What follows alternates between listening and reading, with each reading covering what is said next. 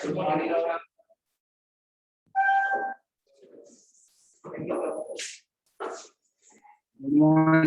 Sir. Good morning sir. Good morning भाई।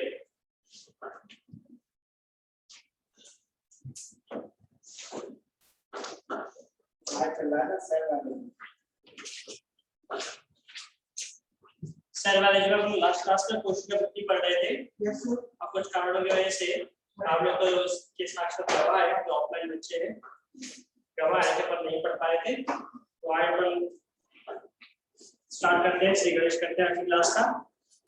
तो last class में तक कैमरा भी चेंज हो गया, नया कैमरा चेंज हो गया। यस सर हो गया, चेंज हो गया। हाई परेशान करते हैं, भारी परेशान। देखो आप लोग इसको परेशान कर दो तो चेंज हो जाएगा, क्योंकि परेशान करने की जरूरत नहीं पड़ी, कैसे चेंज हो गया। तो फाइनली हम स्टार्ट करते हैं। लास्ट क्लास में कोशिका वृत्ति पढ़ रहे थे, मैं अपनी बातों को एक बार फटाफट रिपीट करता हूँ लास्ट क्लास की, ठीक है बेटा। तो हम लोग देख रहे थे कोशिका वृत्ति यानी कि सेल वॉल। मैं लास्ट क्लास में थोड़ा सा रिपीट करता हूँ। कोशिका वृत्ति अपन देख रहे थे यानी कि सेल वॉल। मैंने आपको बताया था कि कोशिका वृत्ति यानी कि सेल वॉल, आपको बताया था मैंने कि आप लोगों को बोर्ड क्लियर दिखाई दे रहा है बेटा? ऑनलाइन स्टूडेंट क्लियर दिखाई दे रहा है बेटा? Yes sir. ओके, क्योंकि मुझे और बता दें। ठीक, तो आप देखोगे कि कोशिका वृत्ति हमने कहा था कोशिकाओं में प्लाज्मा झिल्ली के बाद जो एक्स्ट्रा कवरिंग मिलती है उसे कोशिका वृत्ति बोलते हैं। क्या बोलते हैं? कोशिका वृत्ति बोलते हैं। कोशिका वृत्ति पादपों में सेलुलोज की बनी होती है, जंतुओं में नहीं होती, माइकोप्लाज्मा में भी नहीं होती। इसके साथ साथ कवकों में काइटिन की बनी होती है और जीवाणुओं में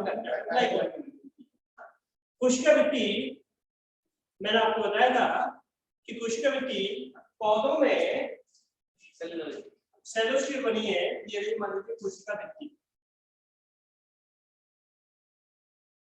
और इसके अंदर मिल जाती है कोशिका झिल्ली। मान लीजिए होगी कोशिका झिल्ली होगी,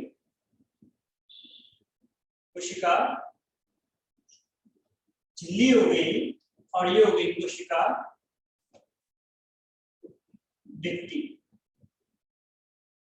हमने देखा था कोशिका वृत्ति जो होती है इसमें मुख्यतः 3 परतें होती हैं, 4 भी उसमें मुख्यतः 3।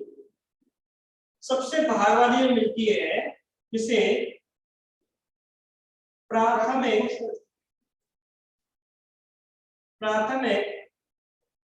कोशिका वृत्ति बोल रहे थे।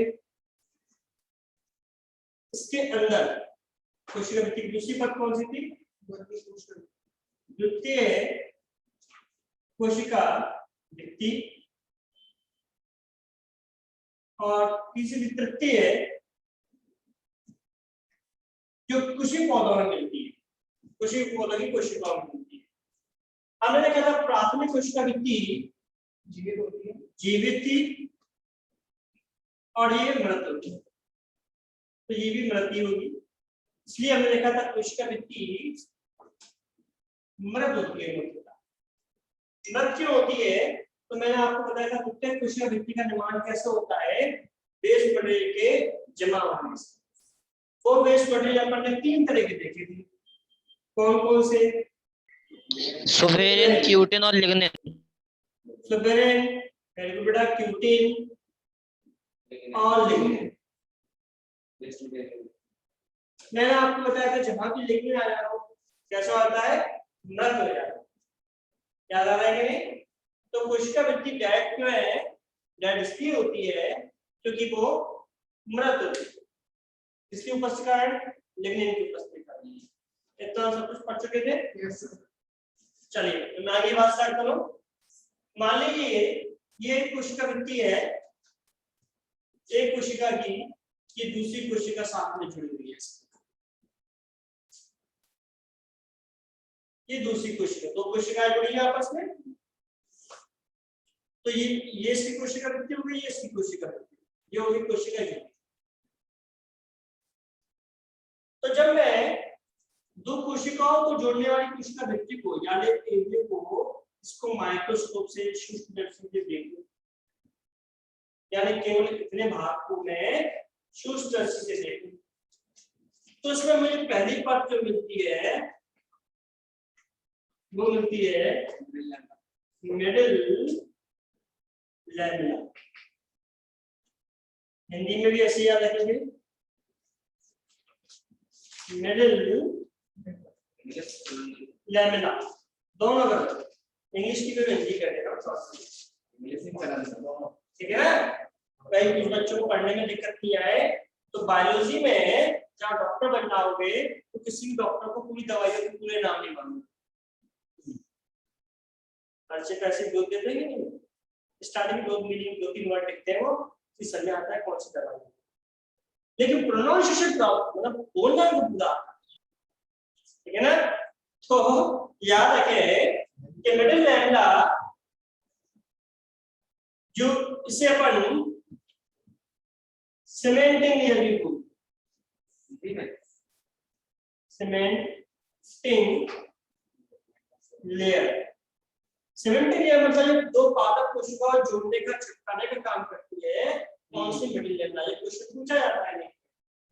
दो पादप कोशिकाओं को जोड़ने वाली लेयर कौन सी होती है, मिडिल लैमेला। इसी से सीमेंटिंग, सीमेंट का काम भी क्या होता है, जोड़ने का, इसलिए से सर क्या लिखा था, सीमेंट सीमेंटिंग लेयर, सर क्या बोलते हैं बेटा, सीमेंटिंग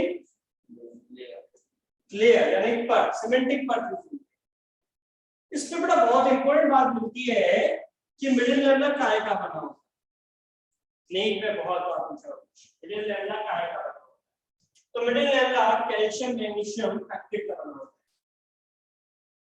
है, कैल्शियम मैग्नीशियम फैक्ट्री।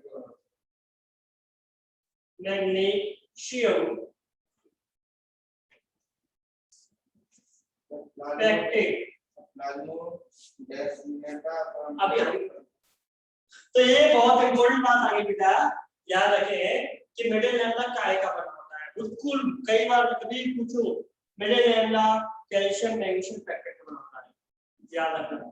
होता क्या है, दो पादप कोशिकाओं को जोड़ने वाली परत, ठीक है, ये कोशिका वृत्ति का ही पार्ट, इसका ही भाग है कोशिका। अब मैंने आपको बताया दो पादप कोशिकाओं को जोड़ना है मिडिल लैमेला, तो इधर क्या होगी, मिडिल लैमेला के इस तरफ कौन सी परत होगी, इधर कौन सी परत होगी, कोई बता पाएगा? ये प्राइमरी सेल होगी, प्राइमरी कोशिका वृत्ति कौन सी होगी, प्राथमिक कोशिका वृत्ति, कोशिका वृत्ति होगी, कौन सी बेटा, प्राथमिक कोशिका वृत्ति। और हम पढ़ चुके हैं प्राथमिक कोशिका वृत्ति के अंदर कौन सी मिलेगी, सेकेंडरी यानी कि द्वितीय कोशिका वृत्ति। सबको बात समझ आ रही है बेटा, ऑनलाइन बच्चों के लिए बेटा? Yes sir. ओके, तो कोशिका वृत्ति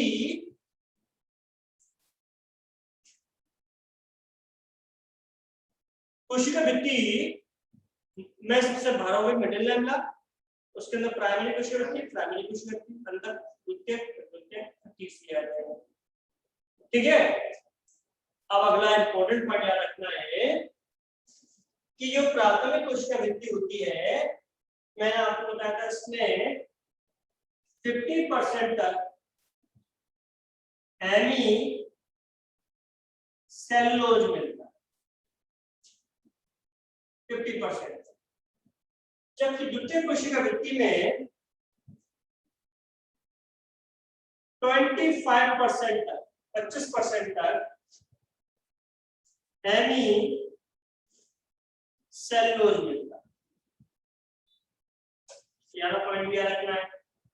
यानी हम प्राथमिक और द्वितीय कोशिका वृत्ति में आसानी से अंतर कर सकते हैं। कैसे कर सकते हैं? प्राथमिक कोशिका वृत्ति जीवित होती है, द्वितीय कोशिका वृत्ति मृत होती है। प्राथमिक कोशिका वृत्ति विभोजक कोशिकाएं और नई कोशिकाओं में उपस्थित थी, जबकि द्वितीय कोशिका वृत्ति पुरानी यानी परिपक्व कोशिका, ठीक है ना। प्राथमिक कोशिका वृद्धि में 50% तक क्या मिलता है, सभी सेल, जबकि द्वितीयक कोशिका वृद्धि में केवल 25% तक सभी सेल मिलता है।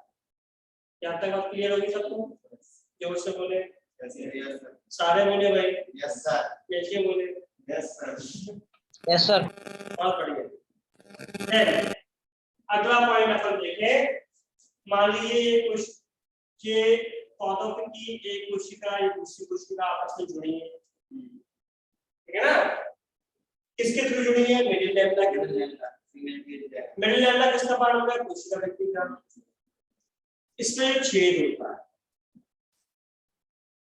बीच में क्या मिल गया, छेद। अब जो छेद जहां पर होगा वहां पर मिडिल लैमेला होगा क्या, नहीं होगा, ठीक है। मतलब एक ही होता है या जगह-जगह होता है? जैसे पहली में है तो वो 50% है, दूसरी में 25% और तीसरी में कितना है? तीसरी 25% रह गया है। तो आप देखो दो पादप कोशिका आपस में जुड़ी है कोशिका वृद्धि से, जहां पर कोशिका वृद्धि नहीं होती वहां पर छेद हो जाता है। कोशिका वृद्धि नहीं है यानी कि मिडिल लैमेला नहीं होगा, मिडिल लैमेला नहीं है, तो क्या होगा, ये प्राथमिक कोशिका वृद्धि इस तरीके से जुड़ी होगी, ठीक है, और द्वितीय कोशिका वृद्धि भी इस तरीके से जुड़ी होगी। नोट बड़ा कर देता हूं,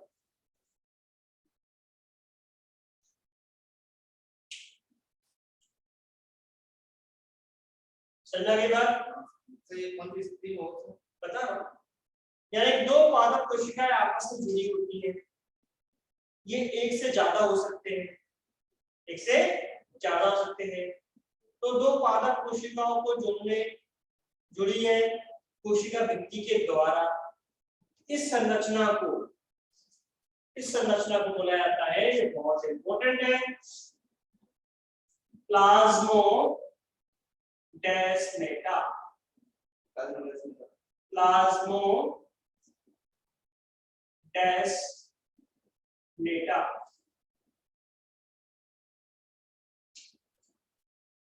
क्या बोलते हैं बेटा, प्लाज्मोडेस्माटा, ऐसा हो नहीं सकता, ठीक है, नहीं है तो बहुत इंपॉर्टेंट है, ऐसे नोट। तो प्लाज्मोडेस्माटा क्या होता है, नोट करेंगे हम, नोट करेंगे प्लाज्मोडेस्माटा के बारे में। दो पादप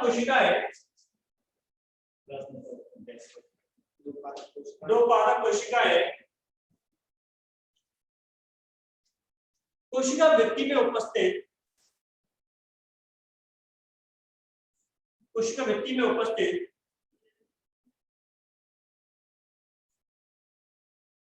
छिद्र के थ्रू जुड़ी रहती हैं,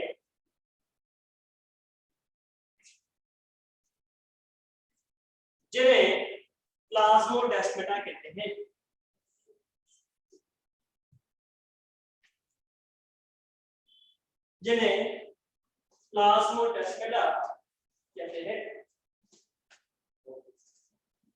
सबको क्लियर हो गया बेटा?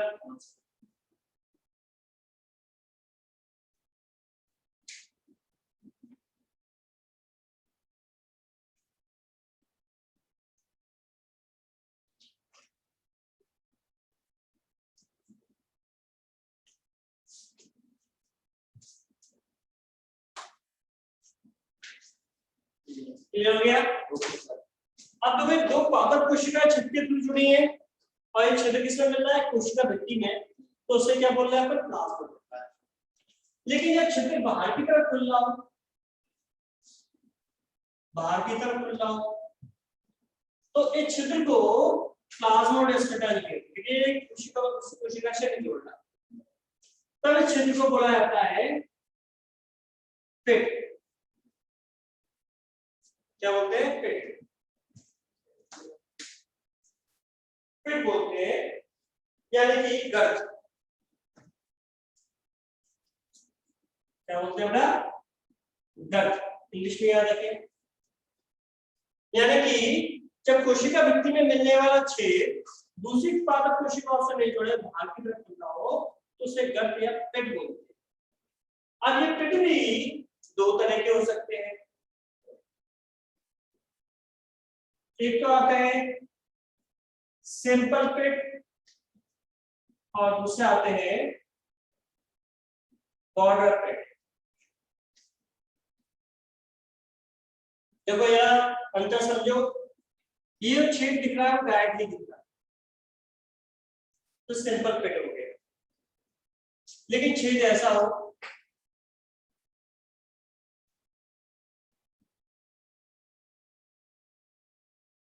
थोड़ा सा उभरा हुआ,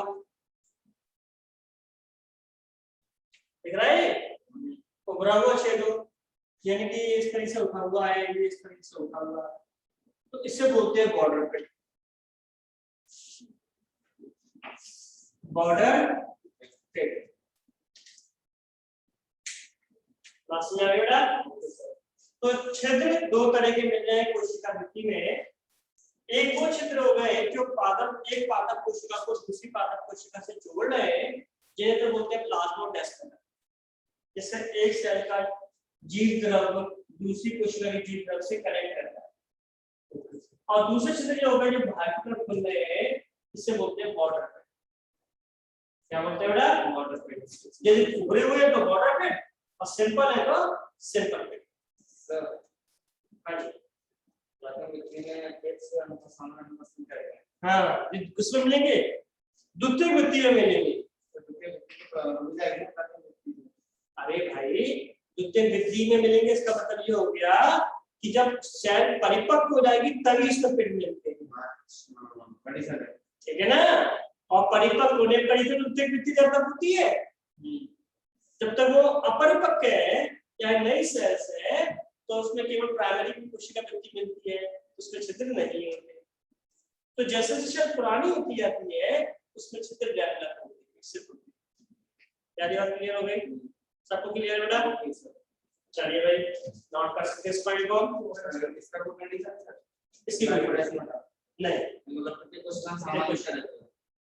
तभी तो एक कोशिका जीव और दूसरी कोशिका से जुड़ा रहेगा किसके थ्रू? प्लाज्मोडेस्माटा। मतलब ऊर्जा वगैरह हाँ, न्यूट्रिएंट की सप्लाई आदान प्रदान चलता रहेगा कोशिका व्यक्ति में उपस्थित प्लाज्मोडेस्माटा। नोट कर सकते हैं इस पॉइंट को। हाँ नोट कर लीजिए क्यों बेटा?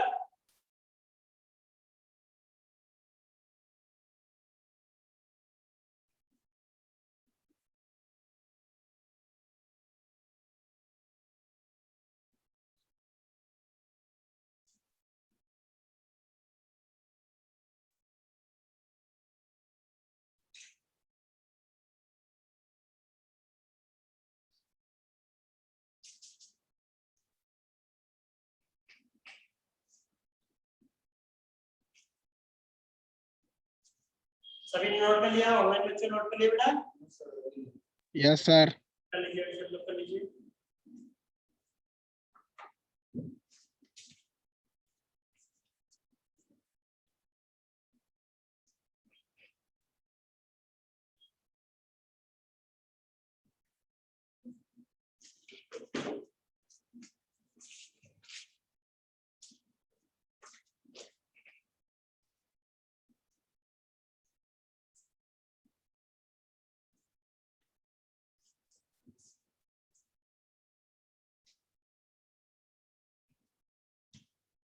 चलिए देखिए अपन जरा अगला इंपॉर्टेंट पॉइंट के लिए कि मान लीजिए ये हो गया मिडिल लैम्डा। क्या हो गया? Middle lambda. मिडिल लैम्डा इधर देखोगे मिडिल लैम्डा हम जानते हैं। अब मैं आप लोगों से पूछूं ये क्या हो गई दोनों तरफ? मिडिल लैम्डा की दोनों तरफ क्या होगी?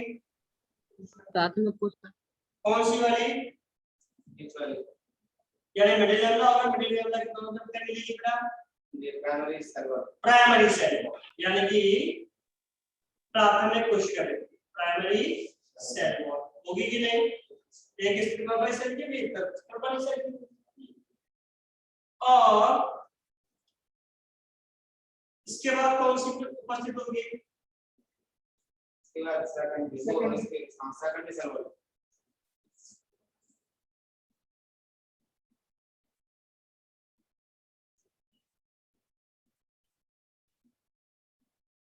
ये कौन सी हो गई? Secondary cell wall. कभी कभी पौधों में क्या होता है, ध्यान सुनना भाई, कभी कभी पौधों में क्या होता है, जो सुब्रेन होता है, इस सुब्रेन के कारण प्राथमिक कोशिका भित्ति पर एक बैलून के समान संरचना बन जाती है, यानी सुब्रेन जमा हो जाता है। ठीक है ना? तो सुब्रेन का जमा हो रहा है, किसको हो रहा है? प्राथमिक कोशिका भित्ति पे। और मुख्यतः कहां पर होता है? जहां पर बॉर्डर पे टूटते हैं, द्वितीयक कोशिका भित्ति और प्राथमिक कोशिका भित्ति के बीच में, इसलिए बोलते हैं टोरस। इंपॉर्टेंट है। तो बेटा नीट में टोरस से फिर कौन कौन सी बातें याद है? सबसे पहली बात, टोरस होता क्या है? तो फूली संरचना होगी किसकी? सुब्रेन। पहली बात, टोरस किस पे बन रहा है? प्राथमिक कोशिका भित्ति पे बन रहा है। टोरस किस किसके बीच में बन रहा है?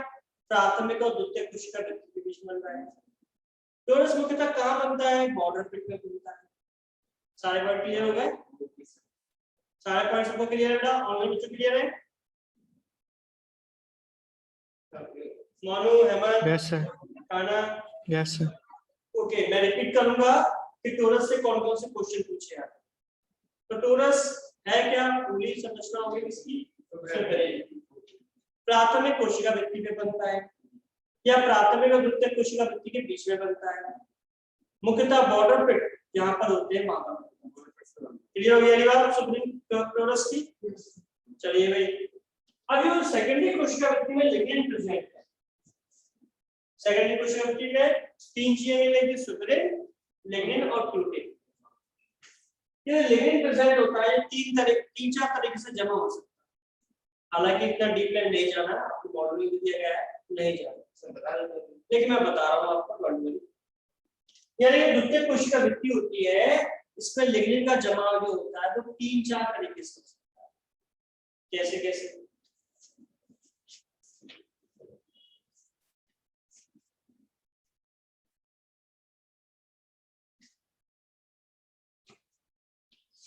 मान लीजिए जो कमरा जिसमें मैं पढ़ा रहा हूँ क्लासरूम, इसमें दीवार है, ये दीवार हो गई कोशिका भित्ति।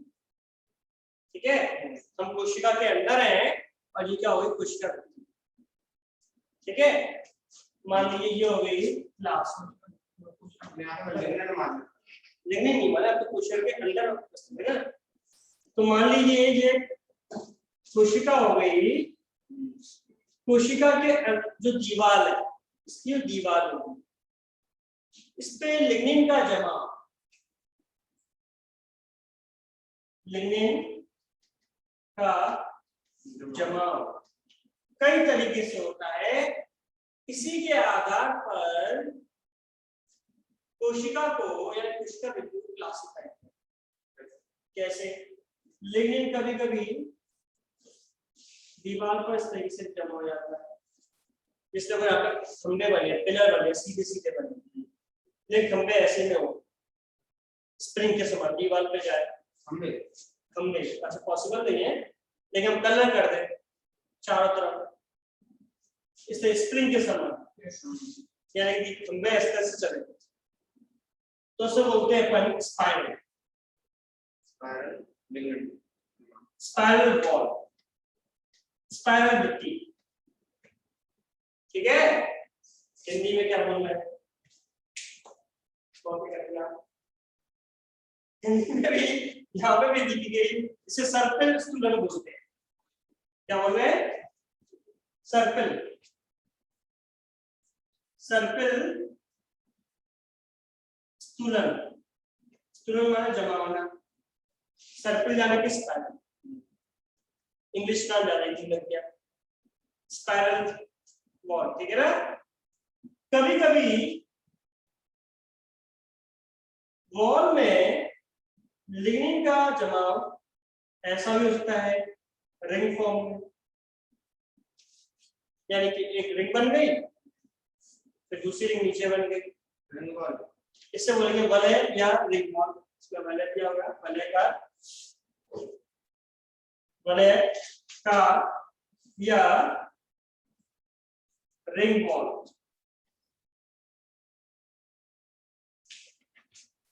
ठीक है ना। कभी कभी लिग्निन का जमाव जाली के रूप में भी हो सकता है, जाली मतलब जाल सा बनता है इस तरीके से, जाल की तरह, तो उसे बोलते हैं जलिका वर्ग। ठीक है ना, तो ये हमें जरूरत नहीं है, छोड़ भी सकते, नहीं आएगा। ठीक है, तीन होते हैं। और भी है, ये लिखना चाहो तो लिख लीजिए। रेटिकुलेटेड, रेटिकुलेटेड, रेटिकुलेटेड मतलब जाली का वर्ग, जाली के समान। कौन सा हो गया। और नेक्स्ट आता है स्केलेटन, एक और लिख लो, लास्ट में छोड़ रहा है। स्केलेटन फॉर्म में जमा हुआ, ये जमा हुआ, ये जमा हुआ, ये सीढ़ी के समान, सीढ़ी का इंग्लिश में स्केलेटन फॉर्म। तो जितनी बातें मैंने कोशिका वृत्ति में आपको बता दी है, उतनी बात हमें एक्सप्लेन करनी चाहिए। मुख्य बात कोशिका वृत्ति की प्राइमरी और द्वितीयक कोशिका वृत्ति में अंतर मालूम होना चाहिए, प्लाज्मोडेस्माटा की बात मालूम होनी चाहिए, पिट की बात मालूम होनी चाहिए, टोरस की बात मालूम होनी चाहिए। ठीक है ना, टोरस की बात मालूम होनी चाहिए। मुख्यतः कोशिका वृत्ति में मिलेगा, सभी में मिलेगा। प्राथमिक वृत्ति नई कोशिका यानी कि अपरिपक्व कोशिका मिलती है, द्वितीयक कोशिका वृत्ति परिपक्व कोशिकाओं मिलती है, तृतीय कोशिका वृत्ति सभी कोशिकाओं, सभी पादपों में नहीं मिलती। ठीक है सर। तो टेंशन वुड ऑफ, नोट करेंगे हम एक एग्जांपल, नोट पॉइंट लिखेंगे, टेंशन। सर वहां पर दिख नहीं रहा सर। अच्छा ऊपर लिखेंगे, तो एक नोट पॉइंट लिखेंगे, tension wood of gymnosperm, gymnosperm में तृतीय कोशिका वृत्ति उपस्थित होती है। याला पॉइंट की डायग्राम, एक ही पॉइंट है, tension would of gymnosperm, gymnosperm के टेंशन वुड में तृतीय कोशिका वृत्ति उपस्थित होती है। देखिए carbohydrate, carbohydrate tension would of gymnosperm, आगे जिम्नोस्पर्म में पढ़ाऊंगा तब बताऊंगा आपको। वुड माने लकड़ी, जो कॉम्पैक्ट लकड़ी होती है उसे टेंशन वुड बोलते हैं। टेंशन वुड ऑफ जिम्नोस्पर्म, नहीं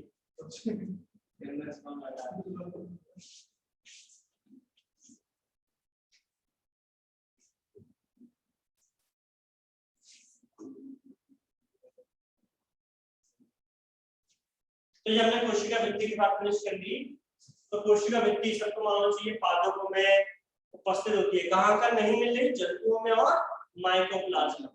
माइकोप्लाज्मा पढ़ चुके हैं, कोशिका वृत्ति रहित यानी कि सेल वॉललेस बैक्टीरिया बोले जाते हैं। ठीक है ना, उन लोगों को छोड़ दिया जाए तो सभी में कोशिका वृत्ति उपस्थित होती है। ठीक है, सबसे छोटी कोशिका में भी कोशिका वृत्ति नहीं होती। हमें प्राथमिक द्वितीयक कोशिका वृत्ति में मुख्यतः अंतर मालूम होना चाहिए। इसके साथ साथ पिट्स क्या होते हैं, बॉर्डर पिट्स में क्या डिफरेंस है, देन हमें बात टोरस क्या होता है, टोरस कहाँ का बनता है, तृतीयक कोशिका वृत्ति किसमें मिल सकती है, ये सारे पॉइंट हमें क्लियर होने चाहिए। सब क्लियर है भाई। चलिए तो हमारा आज का नया टॉपिक स्टार्ट करेंगे, हम फ्लैश टॉपिक, ये लास्ट क्लास का थोड़ा सा बचा हुआ रहेगा।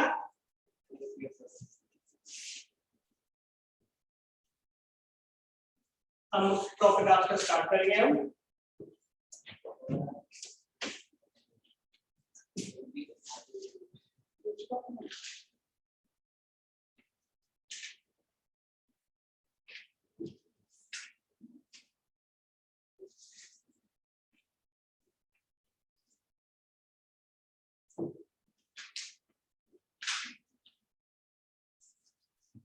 चलिए अगला जो हमारा मुख्य टॉपिक स्टार्ट कर रहे हैं कोशिका झिल्ली।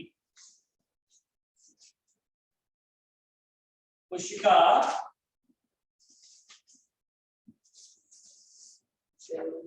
झिल्ली जिसे प्लाज्मा झिल्ली भी बोलते हैं, प्लाज्मा झिल्ली बोलते हैं। ये कैमरा टेढ़ा लगा हुआ है शायद।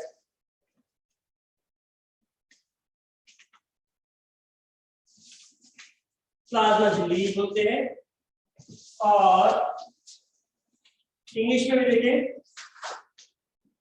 सेल मेम्ब्रेन और प्लाज्मा मेम्ब्रेन। प्लाज्मा मेम्ब्रेन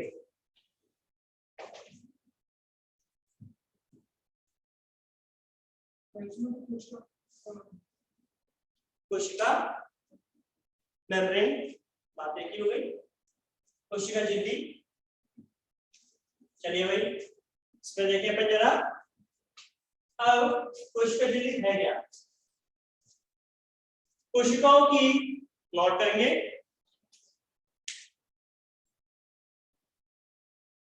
कोशिकाओं की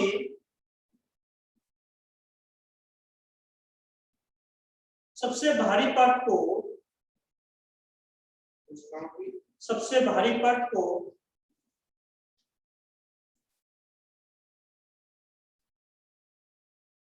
कोशिका झिल्ली कहते हैं।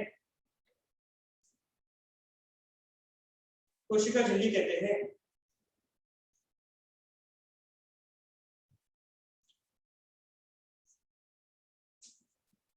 जो कोशिकाओं को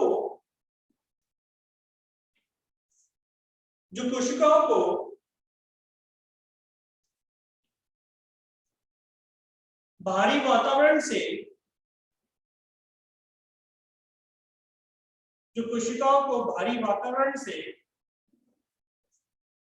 अलग करके रखती है।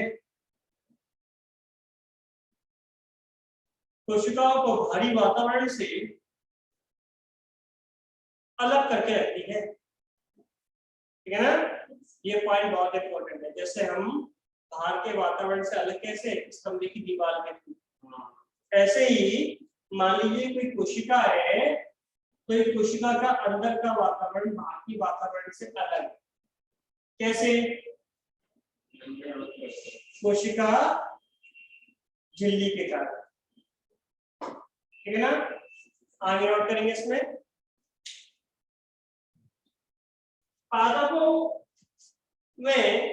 पादपों जीवाणुओं तथा कवकों में पादपों जीवाणुओं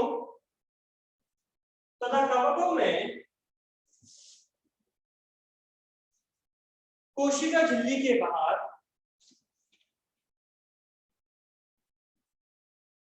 कोशिका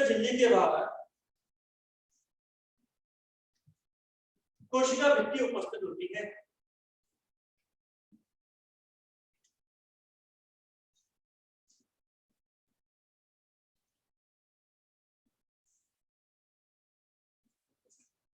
अगला पॉइंट लिखिए, उपस्थित होती है। अगला पॉइंट लिखिए बेटा। तो कोशिका झिल्ली आपको पता चल गया, सभी कोशिकाओं में भारी परत को कोशिका झिल्ली बोलते हैं। ये कोशिका को भारी वातावरण से अलग करके रखती है। अभी पढ़ेंगे बहुत कुछ। तो क्या बनी होती है बेटा? क्या करती है? ये कोशिकाओं को भारी वातावरण से अलग करके रखती है, ठीक है ना?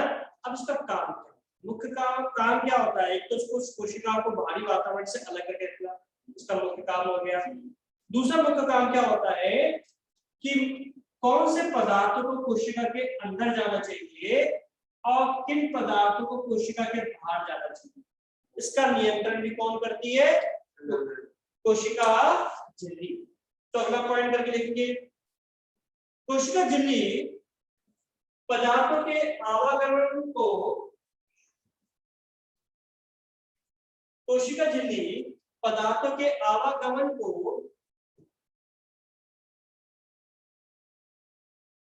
कोशिका झिल्ली पदार्थों के आवागमन को नियंत्रित करती है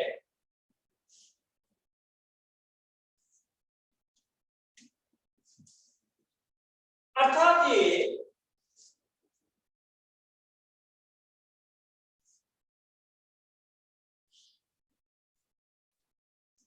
सिलेक्टिवली परमेबल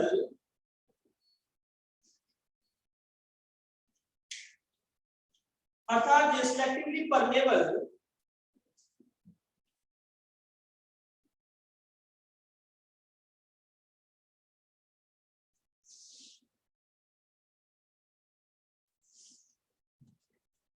होती है।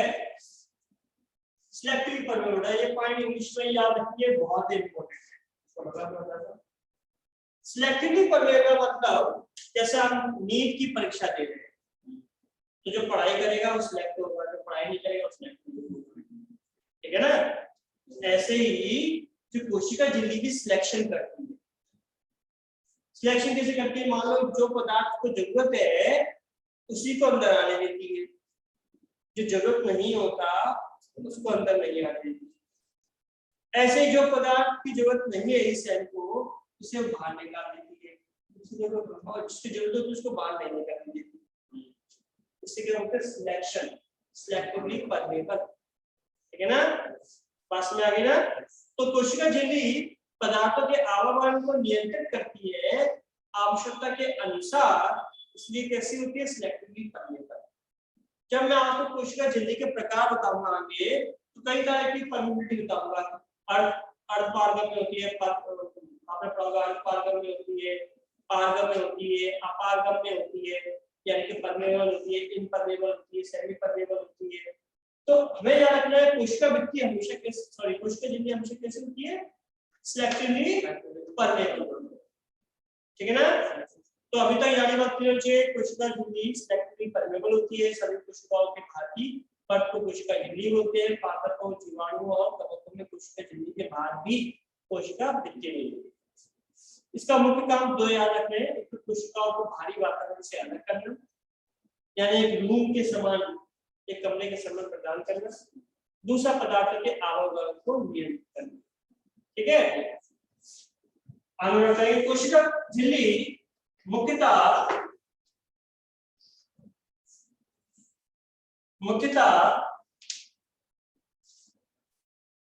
52% प्रोटीन, 40% फास्फोलिपिड,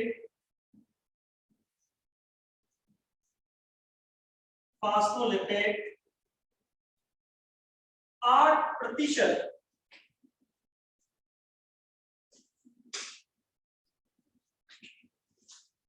ग्लाइकोलिपिड या ग्लाइकोप्रोटीन की बनी होती है। 8% कार्बोहाइड्रेट होता है, कार्बोहाइड्रेट,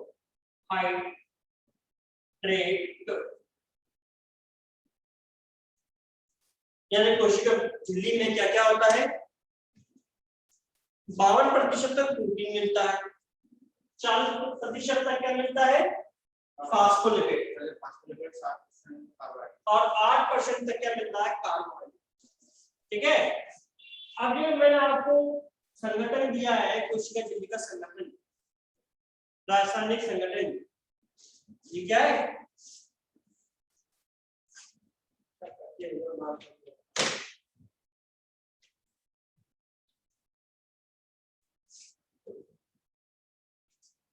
ये क्या है? कोशिका झिल्ली का रासायनिक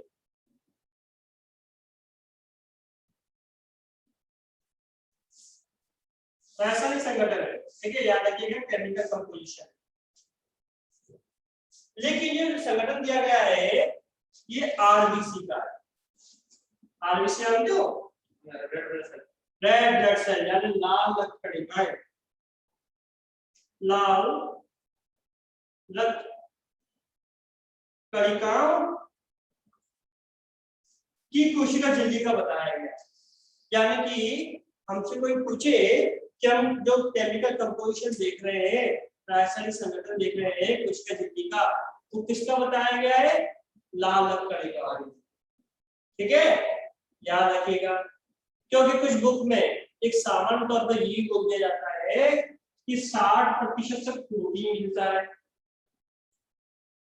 प्रोटीन 60% तक और फास्फोलिपिड 40% तक मिल जाता है।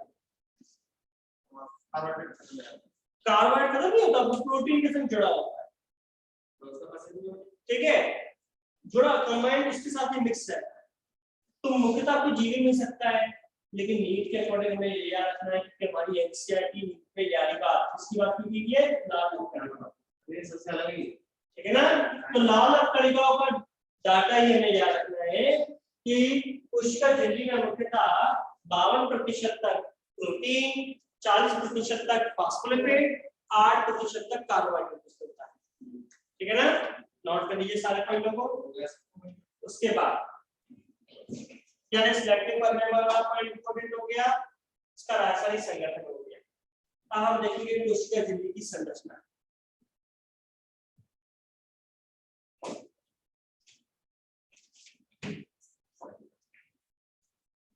कोशिका झिल्ली की संरचना, स्ट्रक्चर की बात करेंगे। तो कोशिका झिल्ली की संरचना को समझाने के लिए टाइम टू टाइम अलग अलग साइंटिस्ट आए।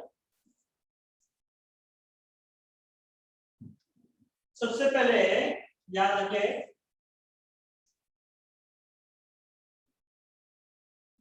डेनियली एवं डेविसन आए, डेनियल डेविसन 1935 यानी कोशिका झिल्ली की संरचना को सबसे पहले किसने बताया, डेनियल और डेविसन 1935 में। इन्होंने सैंडविच मॉडल या ट्राइलैमिनर मॉडल दे दिया। क्या दिया, सैंडविच मॉडल या ट्राइलैमिनर।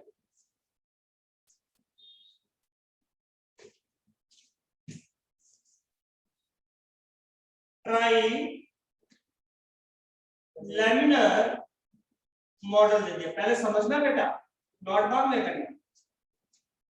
तो सैंडविच मॉडल, ट्राइलैमिनर मॉडल किसने दिया, डेनियल और डेविसन। कब दिया, 1935 में, 1935 में दिया गया। अब इसमें क्या होता है, ध्यान समझिएगा। पहले ये मान लीजिए कोशिका झिल्ली हो गई, तो डेनियल डेविसन ने क्या किया, कोशिका झिल्ली को सूक्ष्मदर्शी यानी माइक्रोस्कोप से देखा। तो इसमें इन्होंने 3 परतें देखी। कितनी परतें दिखाई दे रही थी, कैसे कर लेता हूं, 1, 2 और 3 परतें दिखाई दे रही थी, जिसमें भारी परत प्रोटीन की बनी थी, आंतरिक परत भी प्रोटीन की बनी थी, बीच वाली फास्फोलिपिड की बनी। तो जैसे हम सैंडविच बनाते हैं, सैंडविच देखा है ना, तो ब्रेड ली, बीच में जैम लगा दिया या आलू भर दिया।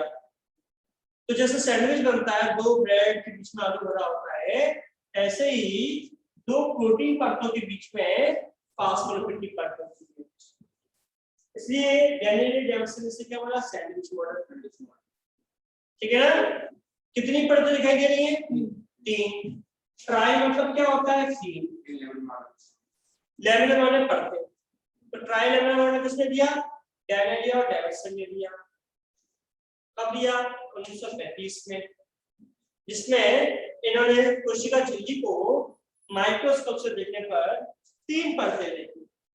कितनी परतें देखी, 3 परतें देखी। कितनी परतें देखी बेटा, 3 परतें देखी।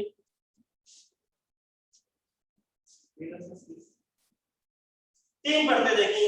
कौन कौन सी, बाहरी प्रोटीन परत, आंतरिक प्रोटीन परत और आंतरिक प्रोटीन परत और बीच वाली फास्फोलिपिड परत। बात समझ आई बच्चों सबको, ठीक है। अब इनकी मोटाई, इन्होंने देखा है 3 परतें जो होती हैं इनमें बाहर वाली परत 35 एंगस्ट्रॉम मोटी है, अंदर वाली परत भी 35 एंगस्ट्रॉम मोटी है, बीच वाली परत 20 एंगस्ट्रॉम मोटी है। तो टोटल मोटाई कितनी हो गई? 75 एंगस्ट्रॉम।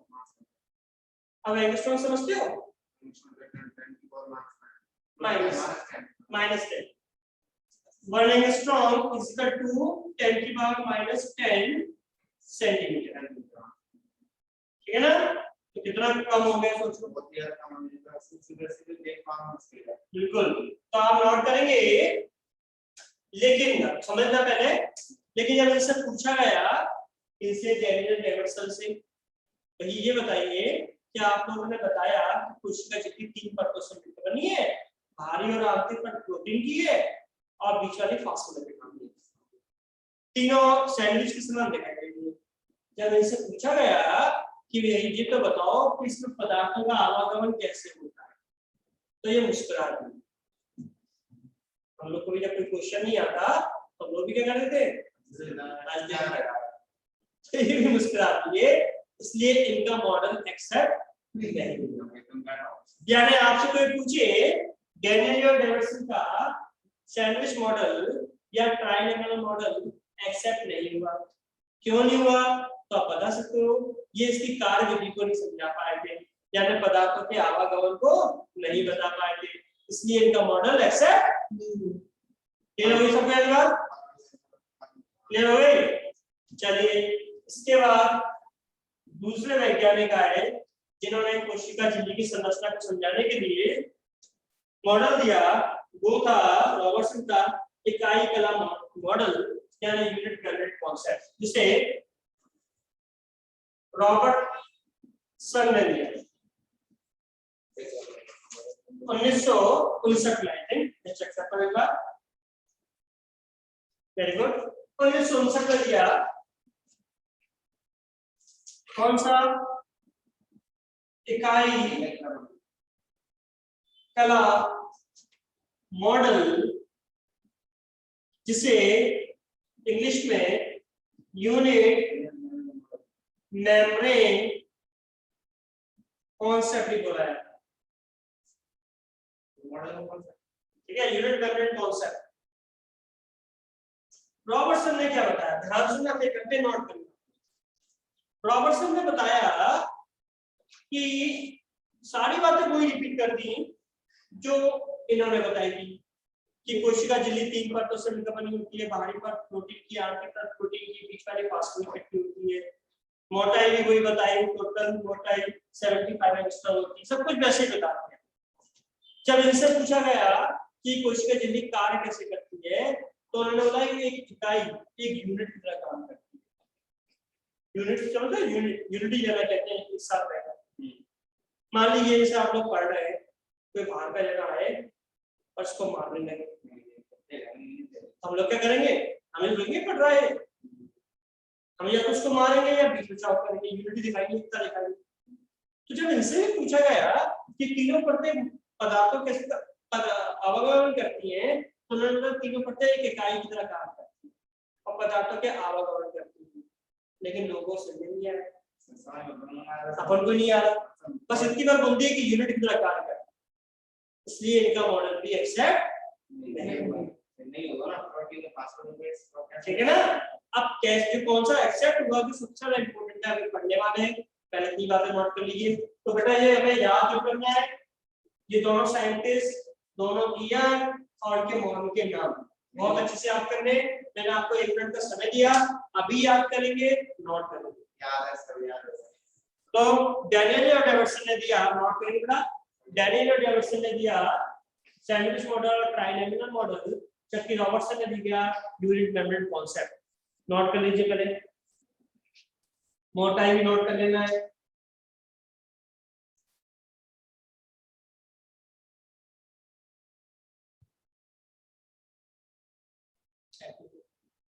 अच्छी बात है, काले हो जाएंगे तो आप शादी में होते हैं।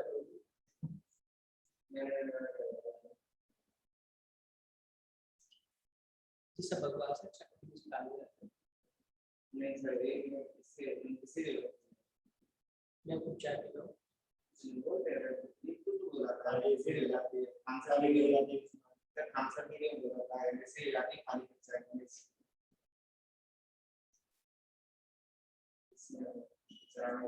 यूट्यूब पर ज्ञान 90% तक गलत रहता है, कोई भी किसी अपोज नहीं कर रहा, लेकिन यूट्यूब पर ज्ञान मैं भी आप भी कुछ भी बना के डाल सकते हो। सिचुएशन क्या है डिफरेंस है प्रॉब्लम बनाने का है इसमें क्या होता है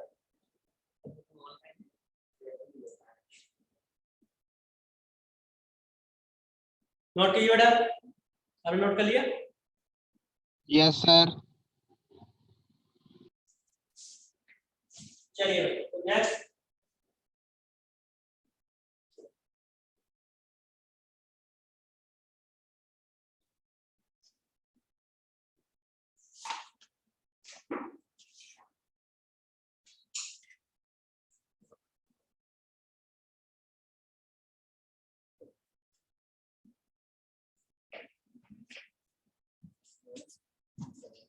चलिए नेक्स्ट वन हम देखें।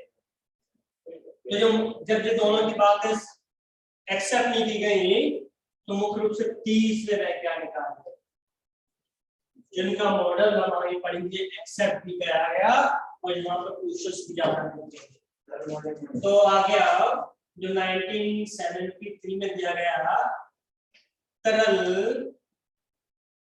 मोज़ेक मॉडल,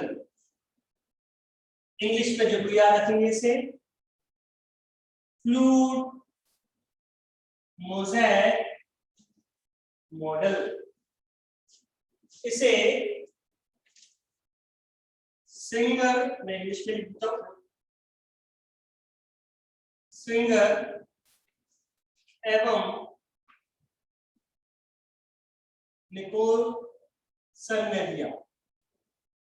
सिंगर जो गाना गाते थे तो निकोलसन तो सुनते रहे थे, यानी कि सिंगर और निकोलसन ने फ्लूइड मोज़ेक मॉडल दिया। कब दिया बेटा? 1973 में कोशिका की झिल्ली की संरचना को समझाने के लिए। बहुत इंपॉर्टेंट बात हो गई, कोशिका झिल्ली की संरचना को समझाने के लिए फ्लूइड मोज़ेक मॉडल दिया गया सिंगर और निकोलसन के थ्रू। इन्होंने क्या बताया ध्यान से लिखिएगा, नोट बाद में कीजिएगा, पहले समझिएगा बात को। कैसे? मान लीजिए कोई कोशिका झिल्ली हो गई, अब इस कोशिका झिल्ली को मैंने माइक्रोस्कोप से देखा, यहां से कट करके देखो तो आप देखोगे ये हो गई बाहरी परत,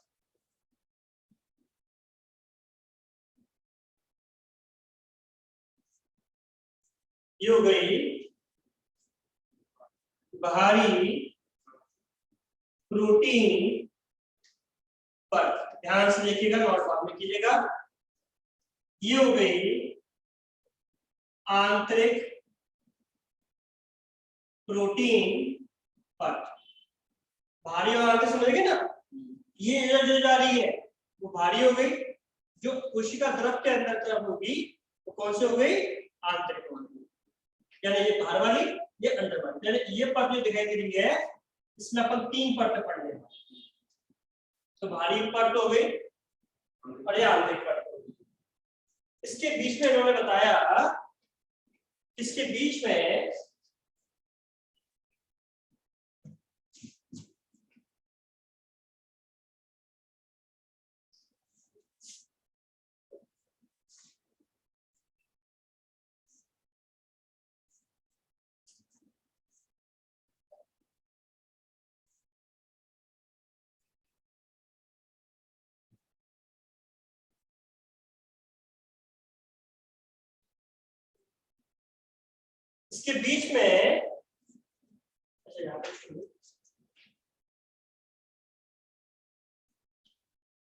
मिडिल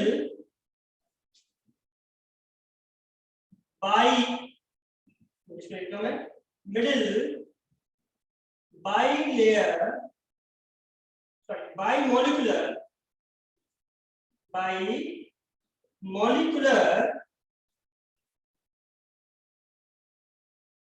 फॉस्फोलिपिड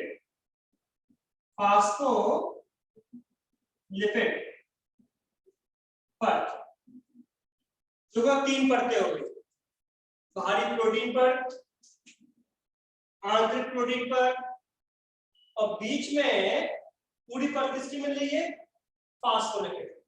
लेकिन यहाँ पर मैंने एक वर्ड यूज कर दिया, बाई। बाई मतलब दो, यानी फास्फोलिपिड की बीच वाली परत होती है वो दो तरह के मॉलिक्यूल्स रहेंगे, एक मॉलिक्यूल्स ये लाइन में रहेंगे और दूसरे मॉलिक्यूल्स ये लाइन। यानी बीच वाली फास्फोलिपिड की परत जो होती है उसमें मॉलिक्यूल्स दो लाइनों में उपस्थित है कि नहीं? सबको क्लियर हो गया? इन्होंने भी वही बात पूछी, किसकी टोटल मोटाई कितनी होगी, 75, यानी कि उल्टा लिख गया था शायद पहले, 20 एंगस्ट्रॉम, 20 एंगस्ट्रॉम और बीच वाली 35 एंगस्ट्रॉम, तो 75 हो गया। चेक कर लो, 75 75 20 करके तो इसको सही कर दो, ठीक है? तो ये हो गया आपका टोटल 75 एंगस्ट्रॉम, ठीक है? इन्होंने एक नई बात बताई, ध्यान सुनने बच्चों, बहुत इंपॉर्टेंट बात है। सिंगर निकोलसन ने फ्लूइड मोज़ेक मॉडल में एक नई बात क्या बता दी कि कोशिका झिल्ली में दो तरह की प्रोटीन मिलती है। कितने तरह की प्रोटीन मिलती है? दो तरह। ध्यान देना, कोशिका झिल्ली में क्या होगा, कोशिका झिल्ली में दो तरह की प्रोटीन मिलती है। प्रोटीन दो प्रकार की, कौन कौन सी? इंट्रिंसिक, इंट्रिंसिक जिसे आंतरिक प्रोटीन,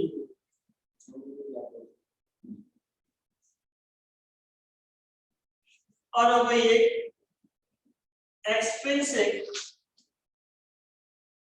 जिसे बाह्य प्रोटीन युक्त। ध्यान समझिएगा, अब बाह्य प्रोटीन कहां प्रेजेंट है? जो बाहरी व आंतरिक परत में मिल रही है। यानी कि जो बाहरी परत में प्रोटीन है और जो आंतरिक परत में प्रोटीन है वो तो हो गई एक्सट्रिंसिक प्रोटीन, बाह्य प्रोटीन, क्योंकि ये भी बाहर का हिस्सा हो गया, ये भी झिल्ली का बाहर का हिस्सा हो गया। ठीक है, आगे तो समझ आएगा तेरी बात। और दूसरी प्रोटीन उन्होंने कौन सी बता दी? इंट्रिंसिक, इंट्रिंसिक माने आंतरिक, जो इन तीनों परतों के बीच में उपस्थित है। यानी कि जो लाल से मैंने प्रदर्शित करी है ये हो गई आपकी जो तीनों परतों के बीच में मिल रही है, यानी ये हो गई आंतरिक प्रोटीन। कौन सा बेटा? आंतरिक प्रोटीन। यानी कि फ्लूइड मोज़ेक मॉडल में सिंगर निकोलसन ने बताया कि कोशिका झिल्ली में दो तरह की प्रोटीन उपस्थित होती है, बाह्य प्रोटीन जो बाहरी परत और आंतरिक परत में मिल रही है, बाह्य प्रोटीन यानी एक्सट्रिंसिक प्रोटीन जो बाहरी परत और आंतरिक परत में मिल रही है। सेकंड आगे इंट्रिंसिक प्रोटीन यानी कि आंतरिक प्रोटीन जो पूरे में यानी जो तीनों परतों के बीच में बसी हुई है। क्लियर हो गया ये बात? यहाँ दो तरह की प्रोटीन होगी। ऑनलाइन बच्चों क्लियर है ये बात? Yes sir. Deepak okay yes sir. Nikhil ये बच्चा है आज नहीं आया, ऑनलाइन में भी नहीं है। चलो तो आप देखोगे, आपने देखा बेटा कि दो तरह की प्रोटीन उपस्थित होती है। सारी बात क्लियर हो गई? चलिए भाई, और इन्होंने नई बात कौन कौन सी बताई? इन्होंने बताया कि जैसे हम यहाँ पर आजकल लोग टाइल्स लगे, अब पुराने वाले घर देखे अपन तो जमीन में क्या होता था? पहले फर्श होता था दाने वाला मोजाइक फर्श, जिसमें कांच की दीवार बनाते थे और फर्श बना देते थे, मशीन चलती थी इसमें। बीच में कई बार फूल बना देते थे या चौकर बना देते थे। पहले फर्श होते थे कि नहीं? फर्श में डिजाइन होते थे। ऐसे जब तरंग मोजाइक मॉडल में कोशिका झिल्ली को सिंगल रिफ्लेक्शन में माइक्रोस्कोप में देखा, सूक्ष्मदर्शी में देखा, तो उसकी पूरी संरचना एक मोजाइक के समान दिखाई दी। और वो मोजाइक कैसा था? हिलता हुआ। कोशिका झिल्ली कैसी थी? हिलती हुई। इसलिए इसे फ्लूइड मोजाइक मॉडल यानी कि तरल मोजाइक मॉडल। मोजाइक मतलब डिजाइन, डिजाइन से बनता है कि नहीं बनता? यानी कि सिंगल रिफ्लेक्शन ने जब सूक्ष्मदर्शी से देखा कोशिका झिल्ली को, तो उनको एक मोजाइक के समान, एक डिजाइन के समान संरचना दिखाई थी और वो संरचना भी हिल रही थी। इसलिए इसे तरल मोजाइक मॉडल बोला गया, यानी कि फ्लूइड मोजाइक मॉडल बोला गया। ठीक है, इसका एक नाम और दिया गया, समुद्र में तैरती हुई बर्फ के समान संरचना। समुद्र में तैरती हुई बर्फ, जैसे आप समुद्र को देखो उसमें बर्फ के टीले तैरते दिखाई देते हैं, ऐसे ही इन्होंने जब आंतरिक प्रोटीन है इनकी तुलना करी बर्फ से और फास्फोलिपिड के मॉलिक्यूल्स की तुलना करी समुद्र से। तो जैसे समुद्र में बर्फ तैरती रहती है, ऐसे ही माइक्रोस्कोप से देखने पर प्लाज्मा झिल्ली में भी आंतरिक प्रोटीन तैरती हुई दिखाई देती है। इसलिए इसे दो वर्ड हमें याद रखना है, आंतरिक प्रोटीन या बाह्य प्रोटीन। ठीक है ना? तो आंतरिक प्रोटीन समुद्र में तैरती हुई बर्फ के समान दिखाई देती है। इसके साथ साथ से फ्लूइड मोजाइक मॉडल क्यों बोला गया? क्योंकि माइक्रोस्कोप से देखने पर पूरा संरचना एक मोजाइक के समान, डिजाइन के समान दिखाई देती है। यहाँ तक क्लियर हो गया सबको? अब ध्यान दें, ये पूरी संरचना चारों तरफ होगी कि नहीं? अब सवाल अगला पॉइंट, इन्होंने क्या बताया कि जो फास्फोलिपिड के अणु है इनकी दो लेयर, दो परतें मिलेंगी, एक परत ये रही और एक परत ये होगी। तो फास्फोलिपिड के जो अणु होते हैं, मानो मैंने एक अणु को बाहर निकाल दिया, तो उसके दो पार्ट होते हैं, एक होता है हेड और एक है टेल। हेड जो होता है वो हाइड्रोफिलिक होता है, जलग्राही। हाइड्रोफिलिक मतलब जलग्राही, यानी कि वाटर सॉल्युबल। ठीक है ना? जबकि टेल जो होती है ये होती है हाइड्रोफिलिक, सॉरी हाइड्रोफोबिक, यानी कि जल विरोधी। जल विरोधी यानी कोशिका झिल्ली में मिलने वाले फास्फोलिपिड के जो अणु हैं, कोशिका झिल्ली में मिलने वाले जो फास्फोलिपिड के अणु होते हैं, इनके भी दो भाग होते हैं, हेड और टेल। हेड जो वाटर जलग्राही है, यानी कि जल वाटर सॉल्युबल है, अवशोषित कर सकता है, वाटर सॉल्युबल हो गया। टेल जो होती है वाटर इनसॉल्युबल हो गया, यानी कि जल विरोधी। ठीक है ना? हम किसी भी तेल घी वाला को, चिकनी चीजों को, फास्फोलिपिड को पानी में डाले वो घुल जाती है क्या? घी को पानी में डालने घुल जाती है क्या? आधा घुल जाता है, पर्थ बना लेता है, हेड वाला घुल जाता है, हाइड्रोफिलिक घुल जाता है। बात समझ आ गई ना? तो नीट में एक क्वेश्चन यहाँ पर मिलता है कि प्लाज्मा झिल्ली में फास्फोलिपिड के जो हेड पोर्शन होते हैं वो कहाँ पर है? प्रोटीन के दिशा में होते हैं। तो ये भी सब प्रोटीन की तरफ है और ये भी सब प्रोटीन की तरफ है कि नहीं? तो पूछा जाता है फास्फोलिपिड के अणु किस दिशा में होते हैं? प्रोटीन की दिशा में होते हैं या सब एक ही दिशा में? प्रोटीन की दिशा में। ठीक है ना? याद रखिएगा। तो आपने देख लिया कि कोशिका झिल्ली का तरल मोजाइक मॉडल कैसे दिया गया, नोट कर सकते हैं। तो चलो डायग्राम बना लीजिए। अभी बताऊंगा स्टेप बाय स्टेप, अभी बताएंगे स्टेप, पहले तो नोट कर लीजिए, नेक्स्ट में आ रहा है।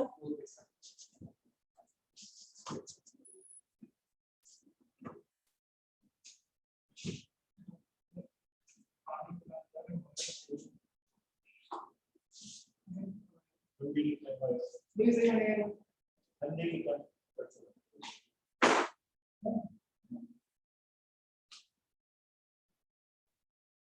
बस क्या बोलते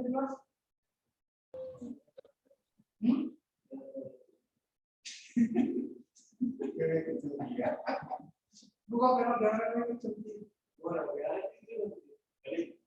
बाहर तो है भाई सारे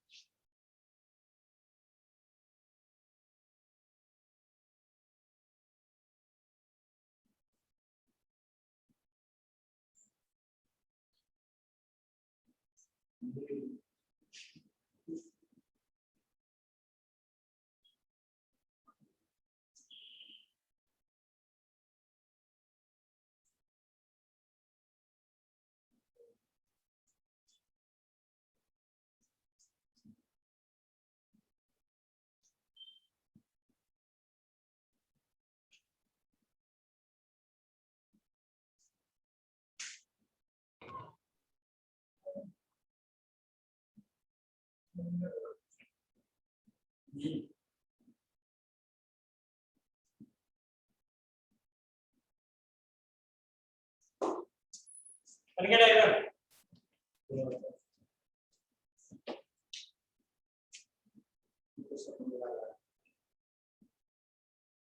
तो क्वेश्चन का जल्दी का तरंग मोजाइक मॉडल सिंगर ने क्वेश्चन ने लिया जिसमें उन्होंने बताया क्वेश्चन का जल्दी 3 परतों से मिलकर बनी है। पास्कल मीडियम बीच वाली परत होती है, उसमें मॉलिक्यूल्स 2 परतों में उपस्थित होते हैं। हर मॉलिक्यूल के 2 सिरे होते हैं।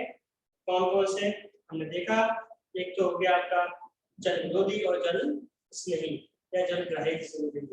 ठीक है, प्रोटीन भी 2 तरह की होगी, जो भारी परत आंतरिक परत में मिलेगी वो हो गई प्रोटीन, और जो अंदर की तरफ से वो भी आंतरिक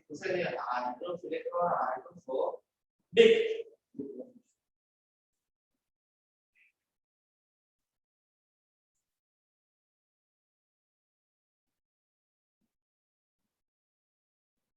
ओके सर। चलिए अब कुछ पॉइंट हमें और याद। मैंने आपको बताया रासायनिक संरचना में कोशिका भी प्रोटीन से मिलकर बनी होती है। आपने देख लिया प्रोटीन है, फास्फोलिपिड से मिलकर बनी होती है, आपने देखा फास्फोलिपिड भी हो गया। लेकिन हमने पढ़ा था 8% तक कार्बोहाइड्रेट भी हो सकता है, पता कि नहीं? तो कार्बोहाइड्रेट कहाँ देखा? तो ध्यान देना कि कार्बोहाइड्रेट कभी भी फ्री फॉर्म में नहीं होता। यानी कि कार्बोहाइड्रेट या तो ग्लाइको मतलब कार्बोहाइड्रेट ही होता है, ग्लाइको प्रोटीन के साथ में होगा तो उससे बोलेंगे ग्लाइको प्रोटीन, यानी प्रोटीन से जुड़ा है। या फिर इसे ग्लाइको लिपिड, यानी लिपिड के साथ जुड़ा होगा तो ग्लाइकोलिपिड बोलेंगे, प्रोटीन के साथ जुड़ा होता है ग्लाइको प्रोटीन बोलेंगे। ठीक है, और ये उपस्थित कहाँ होता है? इस तरीके से, इस तरीके से, यानी क्या मिल रहा है? Glyco protein, glyco lipid, glyco protein glycolipid. यहाँ से क्लियर हो गया? सर एक बार सर दोबारा बताना, क्या बेटा? एक बार सर दोबारा बताना सर, ग्लाइको प्रोटीन और ग्लाइकोलिपिड। मैं बता रहा हूँ कि कार्बोहाइड्रेट कोशिका झिल्ली में फ्री फॉर्म में नहीं होता, यानी स्वतंत्र रूप से उपस्थित नहीं होता। ये प्रोटीन के संग भी जुड़ा हो सकता है तो उसे बोलेंगे ग्लाइकोप्रोटीन। ग्लाइको मतलब कार्बोहाइड्रेट, प्रोटीन के संग जुड़ा है तो ग्लाइकोप्रोटीन, लिपिड के संग जुड़ा है तो ग्लाइकोलिपिड। यानी स्वतंत्र रूप से नहीं है, या तो प्रोटीन के संग जुड़ा है या लिपिड के रूप में जुड़ा है। और उपस्थित कहाँ होता है? पूरी लाइन में, जिसे बोलते हैं ट्रांस मतलब यहाँ भी बाहर निकला हुआ है और यहाँ भी बाहर निकला हुआ है, तो मेम्ब्रेन के बीच में, ठीक है ना। तो ये ग्लाइकोलिपिड ग्लाइकोप्रोटीन पूरी मेम्ब्रेन को क्रॉस कर जाते हैं, यानी इधर भी बाहर निकल रहा है, इधर भी बाहर निकल रहा है, मेम्ब्रेन के बीच में। क्लियर हो गया बेटा? Yes sir. ओके, अब ध्यान देना, कुछ कोशिका झिल्ली से डायरेक्ट क्वेश्चन मिलते हैं पहले, फिर मैं आपको बताऊंगा कि इसके मॉलिक्यूल का ट्रांसपोर्ट कैसे होता है। तो सबसे पहले ध्यान दें कुछ क्वेश्चंस डायरेक्ट, जैसे आपसे पूछा जाता है कोशिका झिल्ली में फ्लिप फ्लॉप मूवमेंट्स यानी फ्लिप फ्लॉप गति कौन से मॉलिक्यूल के कारण होती है? ये नीट में इंपॉर्टेंट क्वेश्चन है। फ्लिप फ्लॉप मूवमेंट यानी कोशिका झिल्ली जो लचीली है, ये किस तरीके से मूवमेंट शो करती है। कोशिका झिल्ली क्या होती है? हिलती रहती है। वो किस कारण से होती है? कौन से मॉलिक्यूल्स के कारण से होती है? तो फास्फोलिपिड्स के कारण से, याद रखिएगा। Flip flop movements of plasma membrane किसके कारण से होता है? फास्फोलिपिड। दूसरा इंपॉर्टेंट पॉइंट आता है कोशिका झिल्ली एक सिमेट्रिकल यानी कि असममिति वाली होती है, असममिति शो करती है। किसके कारण से? असममिति समझते हैं ना, सिमेट्री मतलब जिसको हम दो बराबर भागों में बांट सकते हैं, लेकिन कोशिका झिल्ली को दो बराबर भागों में नहीं बांट सकते। किसके कारण से? इन ग्लाइकोलिपिड और ग्लाइकोप्रोटीन के कारण से। तो यहां से मैं करते हुए दो बराबर भाग दिख रहे हैं, लेकिन ये अनियमित रूप से व्यवस्थित होते हैं, जिससे हम कोशिका झिल्ली को दो बराबर भागों में नहीं बांट सकते। यानी कि एसिमेट्रिकल नेचर, असममिति किस कारण से होती है? याद रखना। सर ऐसे तो बात सकते हैं सर, गोलाकार में ग्लाइको टाइम कितना हो गया? टाइम बहुत ज्यादा हो गया, कितना होगा? पता ही नहीं पड़ा। ग्लाइको लिपिड कुछ ज्यादा नहीं और ग्लाइको प्रोटीन, अब इसके काम के बारे में नेक्स्ट क्लास में चर्चा करेंगे। तो ये दो पॉइंट हमें याद रखने हैं बेटा। इसमें आवागमन मैं नेक्स्ट क्लास में आपको बताऊंगा, क्योंकि बहुत बड़ी बात है, डिटेल में समझाऊंगा। पहले यानी बात क्लियर रखिए, ये दो पॉइंट हमसे कभी कोई पूछे, कोशिका झिल्ली असममित यानी कि सिमेट्रिकल होती है, कौन से अणुओं के कारण? ग्लाइकोलिपिड ग्लाइकोप्रोटीन कारण। देन कोशिका झिल्ली जो होती है वो फ्लिप फ्लॉप मूवमेंट शो कर रही है, कौन से मॉलिक्यूल्स के कारण? फास्फोलिपिड्स के कारण। ठीक है बेटा, कोशिका झिल्ली की संरचना क्लियर होगी सबको? ऑनलाइन बच्चों को? ओके, तो कोशिका झिल्ली की संरचना को बताने के लिए तीन मॉडल दिए गए। तीनों मॉडल की ईयर यानी सन, तीनों मॉडल के वैज्ञानिक, और मुख्यतः तीसरे मॉडल के बारे में हमें पूरी जानकारी होनी चाहिए। समझा सर? चलिए, तो आज की क्लास में तक काफी है, हमें नेक्स्ट क्लास को कंटिन्यू करेंगे। इसके मुझे अभी कार्य बता दें, आवागमन बता दें कैसे होगा। चलिए, थैंक यू।